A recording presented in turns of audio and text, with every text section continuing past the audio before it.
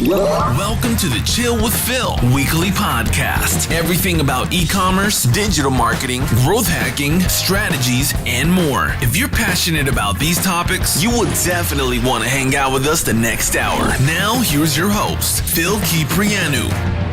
Hey guys, this is Phil Kyprianou for Chill with Phil. Chill with Phil is everything about e-commerce, digital marketing, and we also have fun together during that time. And today, our amazing guest, Craig Robert. Craig is a guy that I know for a while now, been in Fabrily back days, and if you don't know about it, no worries. Craig is going to talk about it as well.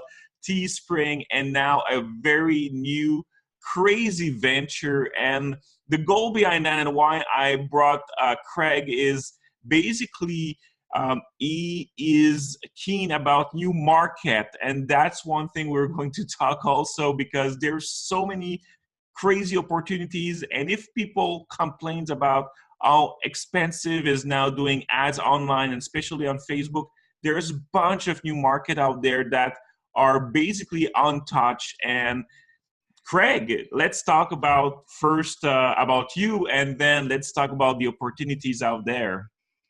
Yeah, great. Thanks again, Phil, for inviting me to your podcast. I love it.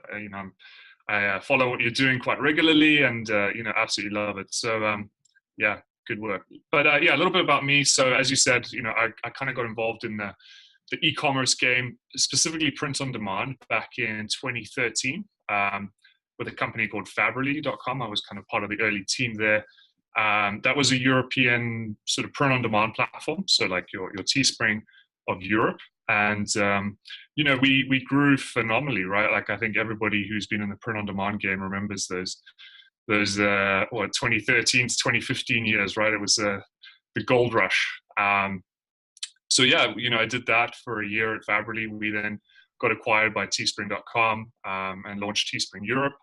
I was with Teespring for 2 years. I left in 2017. And, during that time, I got to work with, people like yourselves and a lot of the sort of big guys in the internet marketing world, right? Specifically print on demand. And, it's been really exciting, after I left Teespring, I worked with a Brazilian company that was kind of doing something in the print on demand space. I was doing like consulting for them on a sort of part-time basis. And I was amazed. I was amazed at how, how much of a market there was, right? Because, they were kind of growing rapidly. And people don't think about like these new markets, right? People think, you're limited your e-commerce to Europe and US. But, this kind of what I saw working with this company in Brazil was the opportunity. It's e-commerce is global and it's growing rapidly. There's big players like Amazon and your eBays and whatever investing tons of money into e-commerce, basically opening up the pathways for, the little guys, as it were. And this Brazilian company I was working for, they collapsed, unfortunately, but they proved that there was a market there, and they proved that there was money to be made. So long and the short of it was a lot of the sellers on that platform, once that company closed down, they asked me, how can I keep selling into Brazil? And I kind of looked at options for them, and there wasn't really anything. So, I was kind of intrigued, and my partner Fred, he's also ex-Teespring, we decided to kind of launch something for this group of sellers, and that's what we've done. We've partnered with Motif.com. They're a London-based platform to serve Europe, and we've essentially launched Mercado.com in October, and we worked with a handful of sellers, and again, it was just phenomenal, right? Like the interest in on social media is just unbelievable. Like in South America, like you can read online about how engaged people are with social media. Specifically Facebook, Instagram, YouTube, and WhatsApp. People are just mad about social media. So, when they see products advertised on social media, they just go crazy. So, you've got it kind of reminds me of the golden days, right? Of 2014, 2015, it was like, cheap advertising, loads of engagement, people just kind of, wildly spend money online, which is awesome. It's really very similar to that as it is in these new markets like Brazil, right? So that's kind of where we are right now. We've been running for since October, and growing quite quickly, and people are making money, which is good, and customers are happy, so it's a win-win for everyone. So what will you say in terms of the type of sellers? Who's basically the people that are going to go on this platform and they are going to sell there? Yeah, so specifically, I mean, there's a big print-on-demand community, right, of people from all over, right, in Europe, in US, in South America, in Asia. So right now, we have a lot of Asian sellers. They were kind of, 3 guys that we worked with who, sold in Brazil before, who were really good, and they, wanted to kind of keep that momentum up. So we launched with them as like our sort of beta users, and they've been just killing it. But after we opened up the platform to more people in late December, January, we've had people from all over, really. So Europeans, had a few Brazilian sellers coming up now, which is great. And just from all over, really. Got guys in the Middle East selling to Brazil. So it really is global commerce, right? It's, people from all over the world selling to Brazilians, for example. So. And do you think that since the sellers are not from Brazil, the language is different? Is there some kind of barrier there that hold people not moving forward faster on that? Yeah, no, of course. I mean, not knowing your audience is always a little bit of a limiting factor. But, we saw this in Europe, right, with Faberly and Teespring. It's, people find a way, right? It's, if you have a product that can translate, ideally, if you speak the language and you know your audience, it's a lot easier for you. But, if you don't have to reinvent the wheel, right? You kind of take things that work in other markets, in your language that you know of, and you can adapt it. Not all sayings kind of translate, or not all designs translate, but vast majority of them do. We have a team of guys as well who can kind of advise you on things, local Brazilians who are working for us. So you can kind of ping Ricardo and say, hey, like, would this work in Brazil? And he'll kind of say, yeah, or no, or, this is how it would, you could translate it. So yes, there's a slight barrier there, but it's not sort of something that would stop you from getting going. Yes, because one thing we see when we sell on other market is behaviors basically are different as well. So we never know how we can expect. And even, when we are doing stuff in the United States, we want to bring that in Canada, doesn't mean it's going to work as well, even if it's in English. So there's translated, get it translated by someone who's local. So as I said, we've got, local Brazilian speakers who can look at it and say, yeah, that would work, or this probably won't work. But most of the time it does work, and it's just about kind of testing it, right? Like, the big thing is the audience is so fresh, right? They're so ready to buy products. Like, even if it's not 100%, it's, people are still likely gonna whip out their credit card. And what's the adoption rate on the platform right now? How people, are enjoy being there, or are they coming back? What's the return on this? If they come back for the first time, do they come back again, buy something? How they are comfortable with the platform since it's brand new? Yeah, good question. We were surprised, right? The conversion rate is pretty good. So, when you kind of first get that person in the door, so the conversion rate across the platform is pretty good. It's kind of standard with what you would see in Europe and US. And in terms of repeat buyers, I'll be honest, I haven't really checked that recently, so I don't know.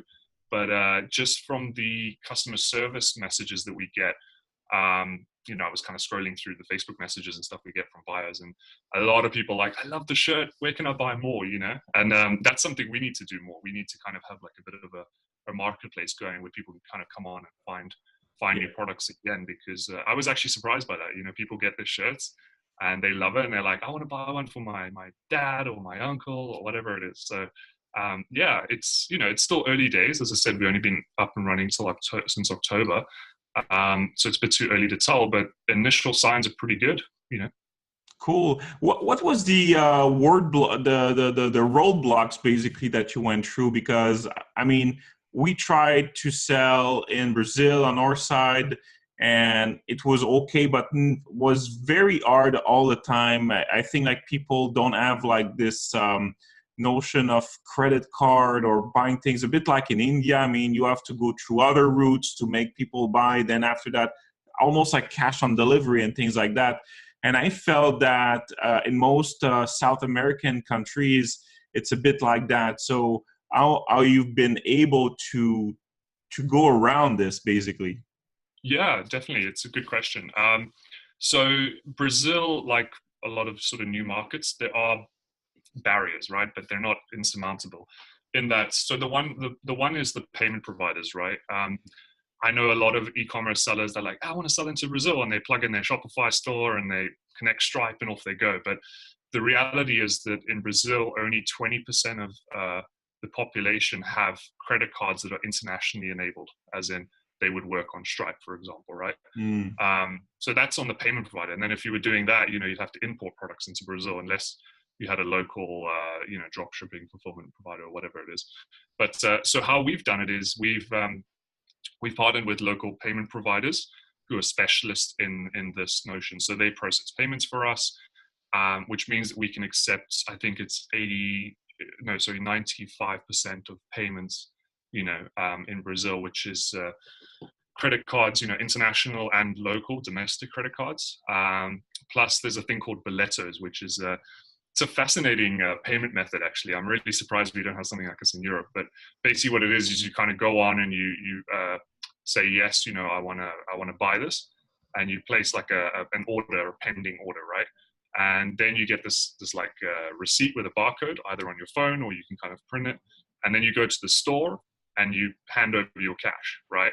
So it's kind of like cash on delivery. Well, it's not cash on delivery, but it's like a prepaid type thing, right? So you take this receipt and you pay it, or you can pay it from your mobile phone. There's different ways now, but these boleto things are like super popular. I think 30% of transactions in Brazil are done with boletos, and that's for various reasons. Some people just don't have bank accounts. Some people prefer working in cash. They don't want to leave like a digital trail. And some, security as well. Some people just feel more safer doing that than having credit cards. So, that's a bit of a nuance, but it works really well. The systems are quite well developed and so forth. So, yeah. So that's on the payment provider side, which we've, as a platform have completely solved for people. So, it's just like selling in Europe or US. Slight nuances. You have pending orders and, it's a little bit more tricky with managing your ad spend and things, but not impossible. So that's on the payment provider. On the, if you were doing drop shipping and trying to ship into Brazil, it's tricky. Like it's expensive, I think, number one. Number two, customs I think they charge something like $5 for every order that arrives into Brazil, just as like a customs charge. And then, the time it takes is quite long. And then tracking, you don't have, tracking on your parcels and things like that. So it's, importing into Brazil is not really an option, I don't think. So what we've done is we've partnered with local fulfillment providers. So all orders get, sort of printed, manufactured, and shipped in Brazil with shipping codes. So all the buyers get a tracking link where they can track their orders. So it's great. It's, it's for us, it's working perfectly. Well, what's the average time on the time that people maybe order and they receive it? What's the kind of delays they can expect? So the timeframes are, we make it very clear on the website, when you're placing an order. So from the time it takes to place an order to the product being printed is about 3 to 4 days. And then from the time to delivery, it honestly varies because Brazil's such a massive country. Up in the north, it can take anything like 10 days to 14 days. Okay. But to be honest, we get most of our orders from the bigger, more populated states like your Rio, your Sao Paulo. You just have a look on a map and you'll see kind of where the population is sort of concentrated. But, from there, typically orders arrive from placing an order to actually getting it. It's less than 10 days. Okay, that's not bad, basically. Yeah, people are quite happy with it. We are working on ways to improve that. There are other, a lot of options that we can do to kind of bring these timelines down. But, again, early days, so we'll get to that. So people that are selling on the platform are using mainly right now Facebook ads. I can think of. do you see that how do you see Facebook in Brazil right now in terms of people using it compared to Instagram or other platform out there? Because like when you're going in China, it's totally different. Basically, you don't have Facebook. So is any other platform out there that have that can be some sort of a thread or big competition to Facebook to advertise, or could be an opportunity basically to sellers to advertise there, or is Facebook is the main thing there? At the moment, with our sort of sellers that we have, it's Facebook. 99% or something. Facebook and Instagram, right? They're kind of combined. So yeah, that is, as I said, it's kind of, if you go back to US and Europe, right, back in 2013, 2014, it's that kind of thing, right, where it's okay. Facebook is so powerful, it's cheap still, and people are really engaged in it, right? I think in countries like the US and in Europe, the trend is kind of maybe sort of plateauing or maybe reversing in some ways, right? The ad costs are going up every year. The engagement levels are not as good as they used to be. It's getting harder, right? But in Brazil, it's still the low-hanging fruit on your Facebook and stuff. So yeah, I mean that's the go-to one for now. There aren't any kind of like local social media platforms that are powerful that we know of. It's kind of funny. I was looking at, like, on SimilarWeb, you can look at traffic sources for platforms like YouTube, Twitch, whatever, and it's huge. Like Brazil, I think, is the third biggest market for YouTube, right? Yeah, absolutely.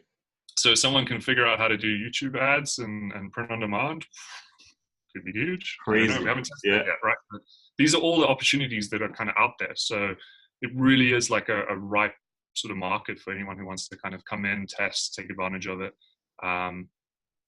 Yeah. And do you see people using more mobile or buying from mobile much more than buying from desktop there as well? Oh yeah, mobile is massive. It's on our side, I think something like 95% of traffic is mobile. That's insane. So it's like a mix, like you say, of 2013, 14, but right away on mobile right now.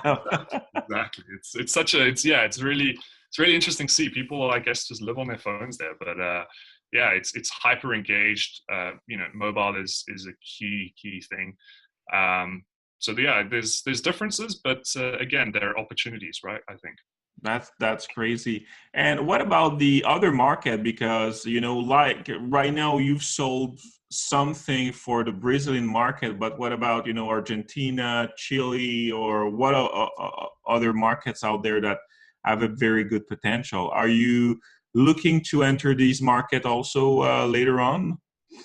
Yeah, we're not sort of actively looking at it right now. I mean, Brazil's 210 million people. It's almost three-quarters the size of the US, or two-thirds the size of the US. So it's pretty, that's a pretty big challenge that we have right now. But in terms of other Latin American countries, yeah, I mean, Argentina is pretty big. I think it's like 60 million people. There's Mexico, there's Chile, as you said, there's Colombia. So yeah, there's a lot of opportunity for us to grow. And we kind of are looking at these already, but we're not focusing on it right now. But definitely as time goes on, we want to kind of ultimately unlock opportunities for sellers, right? For international merchants and local people as well to basically capitalize on this model that's worked so well in the US and Europe. What would you what would be your three most important goal to achieve before the end of the year with the platform? Yeah, great question. For us, we built this platform for sellers, right? It's to unlock opportunities for people to kind of come on and continue making money. Like, as I said, it's getting harder in existing markets. So if they can kind of expand their brands, for example, I know you have your brand. If you can kind of unlock and have access to 210 million new people, right? Like that's fantastic, right? So our goal for this year really is to kind of sort of nail Brazil in terms of unlocking it for everyone and kind of spreading that message. and getting more and more international merchants in the door and making money. And then we also want to grow the local Brazilian market, right? So I don't know if you know this, but the average salary in Brazil is about $680 a month, right? Wow. Yeah, I mean, there's a big wealth kind of divide in Brazil, Yeah. right? You have some super low incomes and super high incomes and whatever. But the average is like $600, right? So I figure out if people can sell 200 shirts a month, right? A Brazilian, using Facebook ads, that more than covers their average income range, right? So for me, I think it's really exciting to do that, to educate people about this opportunity. Get Brazilians to selling to Brazilians as well. That's quite exciting, I think. That's amazing. So what would be the tips that you can give to sellers or anyone that want to jump in and start selling? What would be the best way that they can monetize their right away by getting on your platform? Sure, good question. I think if I was someone like yourself who's sold quite a lot in the US and Europe, have a look at your audiences and look at your numbers, see how much traffic you maybe get from South America. You might be surprised. You might, for example, I know one of my friends has a big YouTube channel, and he says his second biggest audience is Brazil, and he never knew that, and he's like, wow, this is crazy. So you might be surprised. But if it's not, and you want to get started, you have maybe some designs that worked before in US or Europe, and you want to kind of come on board, sign up to Mercazo, ping us on the intercom on the chat there. You can talk to Ricardo, just say, hey, look, do you think this would work? Is anyone doing this? Whatever.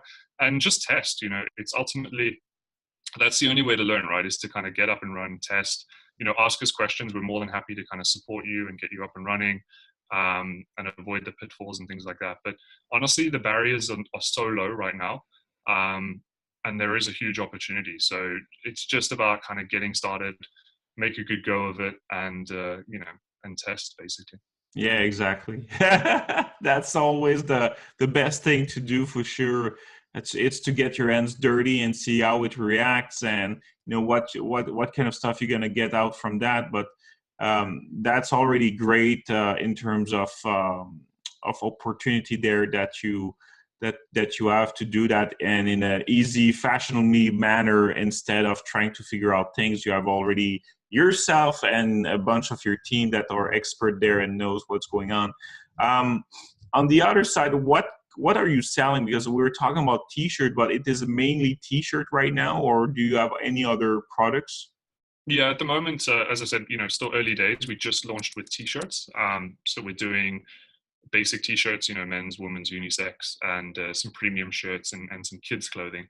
But that's it for now. But we're actively sort of trying to get new products on the platform and working with local suppliers. So we're getting things like, your standard stuff that you'd had for ages in Europe and US, your mugs and your bags and your, other kind of all over prints and leggings and all sorts of stuff. So we are sort of aggressively going after that. So in the next couple of weeks or months, you'll see more and more products rolling out.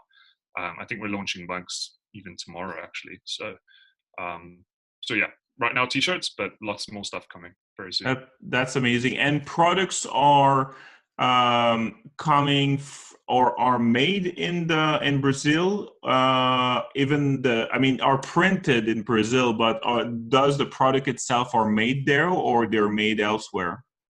For us, everything is made in Brazil. So shirts are the supplier that we use. They're a big company. They've been around for like 50 years or something. Really great guys, very professional. They manufacture their own shirts. So made from scratch 100%, which is great. And they do the printing and the shipping on it for us as well. So everything is kind of made in-house. They've got corner printers, which are, as you know, some of the best. Screen printing, we've got all of that. So yeah, it's really, the quality is pretty good. We want to improve it, obviously, but yeah, it's pretty good. Everything's made in-house. Everything's shipped in Brazil, which basically increases the whole buyer experience. That's great. Absolutely. That makes a difference. And especially if you're helping, by buying local, it has a huge value also at the end for the user, and encouraging also local labors, which is very important thing to do there, especially like you say. I mean, the wages are so low at certain points, so everyone needs a job out there. So that's a good opportunity for people to work. Great, that's amazing. So right now, so what's the next step, in your growth, basically, with the platform? Yeah, next step I think is just educating more people. Your listeners included. It's just about, this is the opportunity, right? Like the doors are open for the first time in a long time. Come on in, test it out, check it out for yourself. Obviously we would love to have more and more people taking advantage of this opportunity. So that's number one. And then number two is expanding the product range, improving the actual product itself, the website. Maybe have things like a marketplace. Build a better buyer experience where people can kind of come on, customize their products themselves, browse, etc., and then also improve things like the logistics. Right, as I said, to the north of the country takes a bit of time, not the best buyer experience. So having fulfillment centers up north would greatly help that as well. So all that kind of behind the scenes stuff is what we want to do. And then, as you said as well, potentially look into new markets, right, like Argentina and Colombia, etc. So that's kind of like the product roadmap, or the goal for the year, is to get all that done. But as I said, the doors are open to people right now, so it's easy to get started. Not perfect, but it's good enough to get started. That's totally amazing. So guys, it's time to jump in right now, because if you want to get like it used to be back then in 2013, 14, the gold rush of t-shirt is happening right now again, and this time in Brazil. So I can't wait to try as well your platform. I'm gonna play with that like in the next couple of days. And I'm gonna get out all my old t-shirts from the old days, and we're going to try that back again and see how it performs. So why not? You don't have to reinvent the wheel, honestly. Take what worked in the US, or in Europe or whatever, just adapt it for Brazil and test it out. Like exactly simple as that. Catalogs of designs that they're not using, right? So it's just rehash them and give them some new life. Yeah, totally. Because I mean, if you were launching, I don't know, like 5 t-shirts a day, like in the old days, I mean, you have like probably a huge bank of t-shirt that just needs to be the quotes change or anything like that, and it's quite an easy to relaunch that very fast. Put $5 ads and see how it does. Exactly. And as I said, if anybody needs help, just when you create a Marcazo account, there's a little chat in the dashboard. Just ping us, ask us if you need some advice or if you want some feedback or whatever. More than happy to help you guys get started. Cool. Hey, Craig, thank you very much for hanging with me today. It was totally amazing. Really learned about a bunch of stuff regarding Brazil. I think that the market is there, and that's a great opportunity. That's part also of the show of Chill with Phil, is to bring you that kind of opportunities there so you can grow your business, so it's not always like vertical growth, could be horizontal with other channels and things like that, because at the end, I mean, you're looking to get this extra dollars and also know your markets. And I think that if you want to grow, if you have a brand even, and you want to understand your market, I think it's still the best way to do it is to do really testing. And if you have a platform there, I mean, it's just easier because you will understand much more and faster what are the behaviors there, and it's really a good way to adapt later with your brand, your products, and things like that. So guys, jump in. I will put the name of the link where you can go and subscribe right now. And if you have any question, I think Greg is there. So basically, he's going to be able to help you. And you have a fantastic also Facebook group where you're offering, support there. So basically, you will not be alone in this venture. So that's cool. That's great. That's totally amazing. So Craig, thank you very much again. And I wish you like a great success with that. I think like you're on something, that's for sure. And yeah, wishing you all the good luck there. Great. Thank you so much, Phil. I really appreciate it. And thanks everyone for listening. You know, hope we've sort of educated you on a new opportunity. And, you know, as I said, doors are open. Come on in. Totally. Thank you guys. Have a nice week and see you next week for another Chill with Phil show. We'll have more for you. Ciao. You've just listened to the Chill with Phil podcast with your host, Phil Kyprianou. Subscribe to our podcast on iTunes or Google Play and catch our next episode.